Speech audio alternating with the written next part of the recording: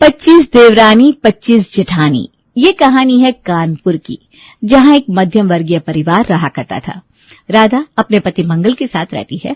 उसके 2 बेटे थे, जिसमें से बड़े बेटे की शादी काजल नाम की लड़की से हो चुकी है और अब छोटे बेटे की शादी होने जा रही है। काजल, कहाँ व्यस्त हो तुम? व्यस्त हो या बस यूं ही मटर गश्ती कर रही हो? हाँ, मेरे पास तो मटर गश्ती करने का बहुत समय है ना, यही तो करती हूँ मैं। दिन भर इधर से उधर फुदकती रहती हूँ बस। अरे काजल, मर गई क्या? यमराज ले गए तुझे? जाने से पहले बता तो देती। अरे मम्मी जी, जिंदा हूं अभी। बताइए क्या बात है? जिंदा तो है, लेकिन ऐसा लगता है मेरी बात का जवाब देने में तुझे मौत आती है। ऐसा कुछ नहीं है, आप काम बताइए। कितने घंटे पहले तुझसे तेरे ससुर जी ने गर्म पानी मांगा था? आधा घंटा पहले। तो दिया क्यों नहीं? ओफो राधा, तुम इस बात के लिए चिल्ला रही हो इतनी देर से? पानी तो उसने मुझे तभी गर्म करके दे दिया था, कम से कम मुझसे पूछ तो लेती एक बार। अच्छा, मुझे लगा। रहने दो, मुझे पता है तुम्हें चिल्लाने में मजा आता है। कोई बात नहीं पिताजी, आप चिंता न करिए। अब मेरी देवरानी आने वाली है ना कुछ दिन में, उसके बाद सब ठीक हो जाएगा। क्या ठीक होगा? फिर ये तुम दोनों पर चिल्लाएगी? नहीं, अभी तो मैं अकेली हूं ना, तो काम करने में थोड़ी दिक्कत होती है। फिर हम दोनों मिलकर काम करेंगे तो चिल्लाने का मौका ही नहीं देंगे हम लोग। अरे हाँ, बस 1 हफ्ता बचा है शादी में। शादी में सिर्फ 1 हफ्ता बचा था। घर में जैसे त्योहार का माहौल था। राधा सुबह से लेकर रात तक कामों की लिस्ट बनाती रहती। मंगल बीच बीच में उन्हें टोकते कि थोड़ा बैठ भी लो, लेकिन राधा का तो जैसे ब्रह्मांड मिशन शुरू हो गया था। काजल, मिठाई वाले को फोन किया? और वो पंडित जी, उन्हें समय से बुलाना, कहीं फिर से पिछली बार की तरह ना हो कि मेहमान आ गए। और हाँ मम्मी जी, सब सेट है, पर आपकी एनर्जी देखकर मुझे शक है कि आप ही बारात लेकर निकल जाओगी। अरे काजल, बचा लो मुझे, तुम्हारी सास तो मुझे भी लहंगा पहना कर घोड़ी पे चढ़ा देगी। मजाक मत उड़ाओ, काम बहुत है और मैं चाहती हूँ शादी में कोई कमी ना रह जाए। अरे कमी तो दूर की बात है, जैसे तुम काम कर रही हो ना, उसके हिसाब से तो ज्यादती हो जाएगी। हाँ, उड़ाओ, आराम से मजाक उड़ाओ। काम से तो मतलब है नहीं। काम से मतलब है, और मैंने बहुत सारा काम कर लिया है, तुम्हारी तरह से ऑर्डर नहीं देता मैं। राधा इसका कोई जवाब दे पाती उससे पहले ही मंगल वहां से निकल लिए। आखिरकार शादी का दिन आ गया। बैंड बाजा, रोशनी, फूलों की सजावट, सब कुछ जैसे सपनों की दुनिया हो। जब नई बहू निधि घर में आई तो घर का माहौल और भी रोशन हो गया। सदा सुहागन रहो बेटा, इस घर में ढेरों खुशियां लेकर आओ। निधि बेटा, तुम तो लक्ष्मी हो इस घर की। और मैं क्या हूं फिर, शुपर्णखा? अरे नहीं, मेरा मतलब था कि। मजाक कर रही हूँ पापा जी, आप तो सीरियस हो जाते हैं। वैसे निधि, अच्छा हुआ तुम आ गई, अब तुम ही सारा काम करोगी। क्या, मैं अकेले? अरे मजाक कर रही हूँ, फिर से हम दोनों मिलकर करेंगे सारा काम, और थोड़ा बहुत मम्मी जी से भी करवा लेंगे। आप तो बहुत मजाकिया हो, हमारी खूब जमेगी। हाँ बिल्कुल। निधि ने पूरे मन से नए जीवन की शुरुआत की। वो सबके साथ घुल मिल गई। फिर एक दिन उसे मटर पुलाव बनाना था। सुबह सुबह वो काम पर लग गई। काजल उस समय कमरे की सफाई कर रही थी। निधि ने देखा कि अभी तो मटर छिलना बाकी है, तो वो अपनी सास के पास पहुंची। मम्मी जी, जरा ये मटर छील दीजिए ना, तब तक मैं बाकी चीजें संभाल लूं। क्या, मुझसे मटर छिलवा रही हो? अरे अपनी जेठानी से कहो, वो छिल देगी। मम्मी जी, वो सफाई कर रही है शायद। अरे मेरी तो 25 जेठानियां थी, लेकिन मैंने सबको उंगली पर नचाया था। ये कोई बात है? तुम भी अपनी जेठानी से काम करवाओ। और मैं तो कहती हूँ तुम्हें काम निकलवाना आना चाहिए, क्योंकि अगर अभी से दब गई ना तो जिंदगी भर दबोगी। हाँ, वैसे बात तो आपकी सही है।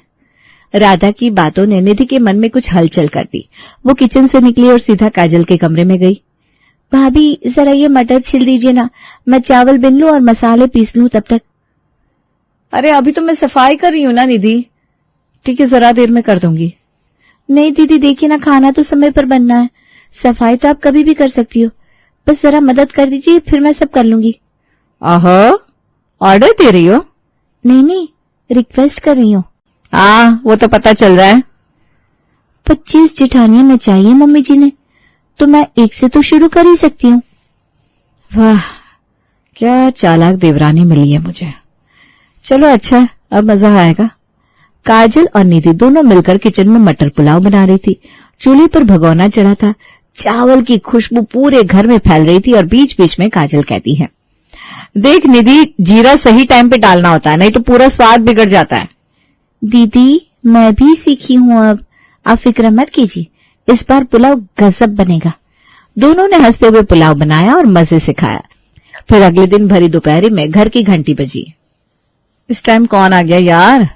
लोगों को इतनी अकल नहीं है कि दोपहर में न जाए किसी के घर।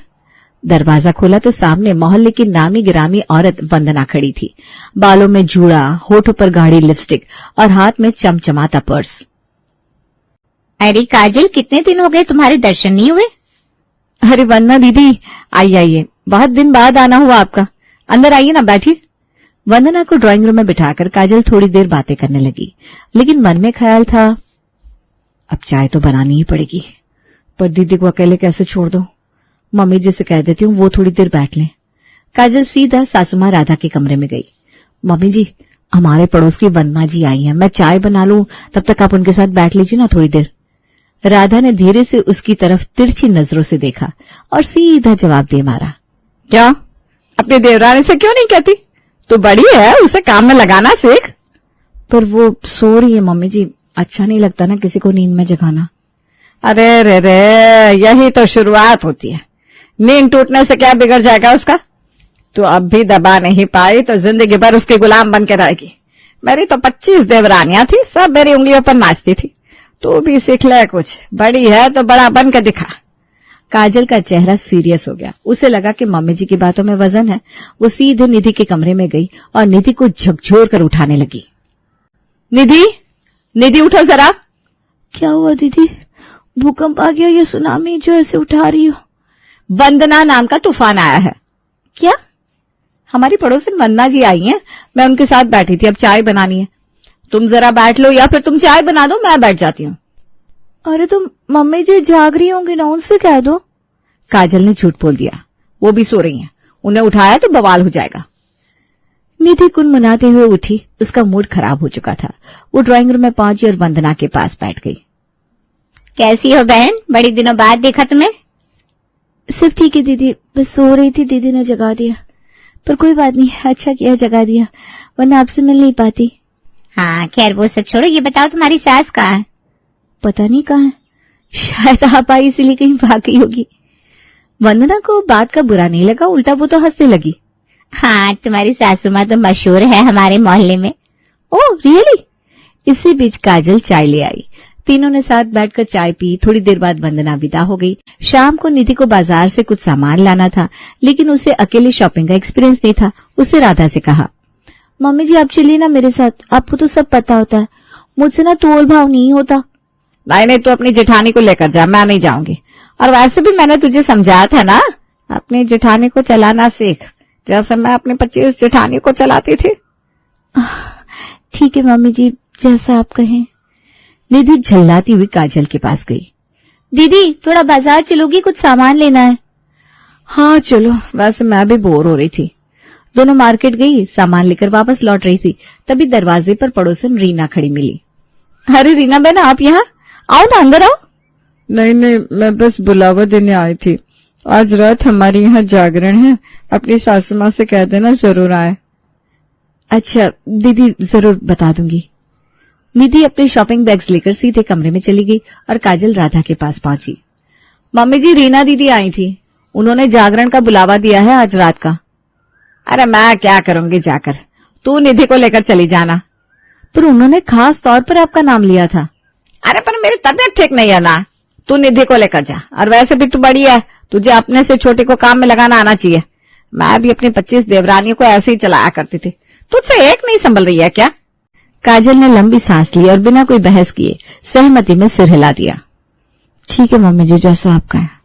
काजल ने जैसे ही राधा की बात सुनकर हामी भरी, वो तुरंत उठकर निधि के कमरे की ओर गई। दरवाजा धकेला और अंदर घुसी तो देखा कि निधि थकी थकी सी लेटी है।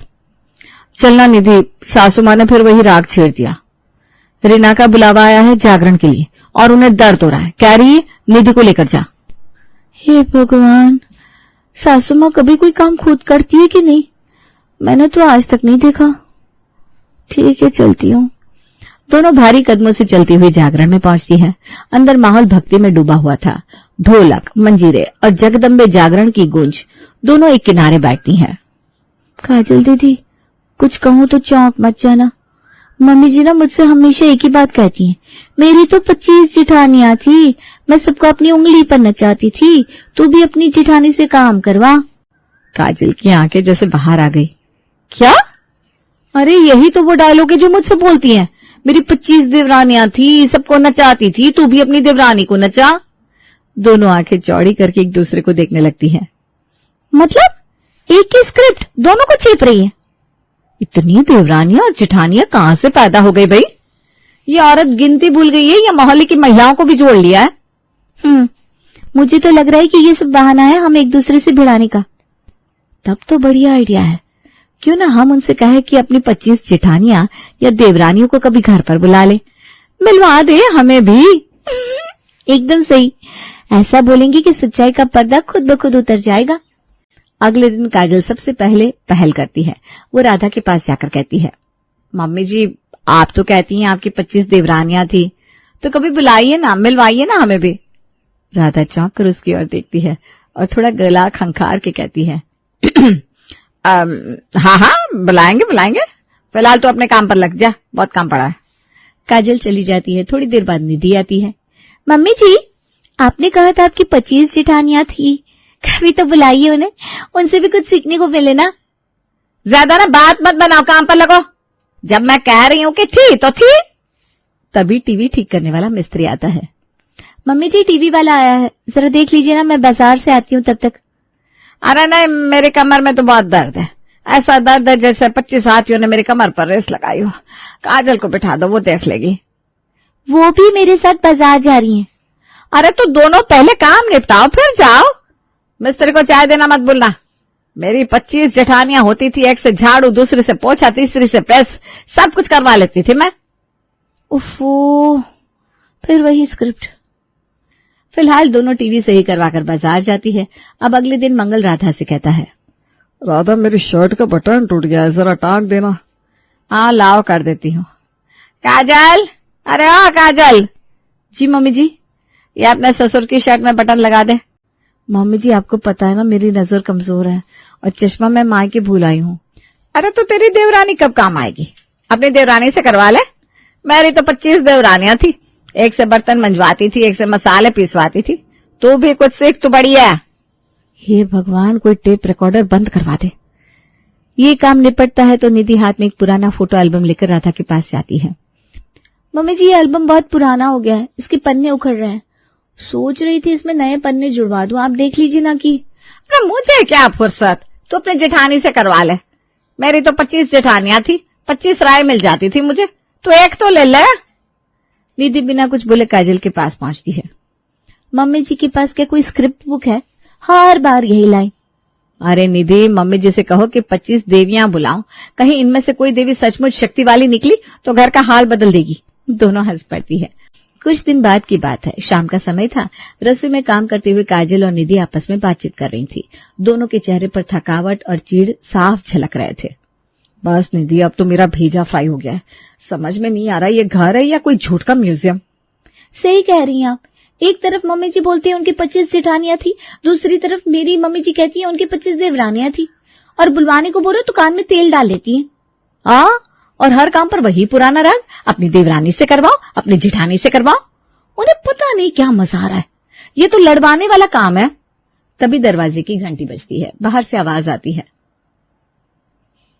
अरे जल्दी दरवाजा खोलो, तुम लोगों की दादी सास आ गई है गांव से। दोनों बहुएं दौड़ पड़ती है। दरवाजा खुलता है और सफेद बालों वाली मोटी सी मुस्कुराती हुई दादी सास राम प्यारी अंदर प्रवेश करती हैं। नमस्ते नमस्ते, आइए आइए। नमस्ते नमस्ते, आइए आइए। अरे मेरे बच्चों, कैसे हो सब? बहुत दिन बाद आई हूँ, पहले कोई पंखा चालू करो। ए बाबा, चल पैर दबा दे पहले फटाफट, ताकि थोड़ी राहत मिले। काजल पंखा ऑन करके किचन में जाती है। निधि भी पानी पिलाकर कुछ काम में लग जाती है। इधर राधा अपनी सास के पास बैठ जाती है और उनके पैर दबाना शुरू करती है, पर अगले ही पल उठती है और कहती है, माँ जी मैं ना अभी बस बाथरूम से होकर आती हूँ, हाँ फिर पैर दबाती हूँ। जल्दी आइयो। राधा बाथरूम के बहाने उठती है और सीधा रसोई में काजल के पास पहुंचती है। काजल, जाओ दादी सास के पैर दबा दो, वरना बुरा लगेगा। मम्मी जी, मैं तो अभी रोटी बेल रही हूँ, गैस चल रही है। अरे तो निधि से कह दो। काजल आकर निधि को बताती है। निधि काम छोड़कर गहरी सांस लेती है और दादी सास के पास पहुंचती है। दादी जी, मैं आ गई आपके पैर दबाने। अरे तू क्यों आ गई बिटिया? मैंने तो राधा से कहा था। मम्मी जी ने काजल दीदी से कहा, काजल दीदी ने मुझसे। राम प्यारी एक पल को शांत होती है, फिर जोर का ठहाका लगाती है।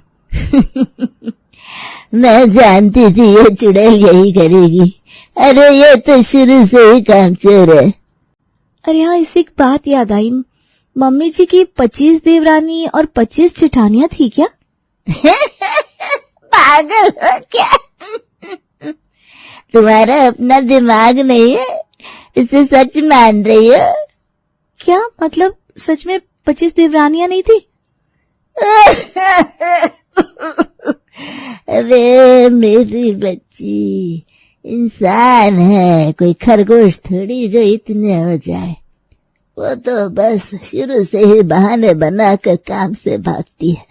कभी कहती थी बुखार है, कभी कहती थी पेट खराब, अब ये नया बहाना। तभी काजल भी वहां आ गई और सारी बातें सुनकर हैरान रह गई।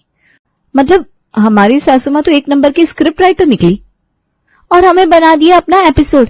अब तो सीधा सामना करेंगे। तभी राधा वहां आ जाती है, सबको एक साथ देखती है और थोड़ा घबरा जाती है। क्या मीटिंग चल रही है यहाँ? मुझे क्यों नहीं बुलाया? मम्मी जी, हमें सब पता चल गया है।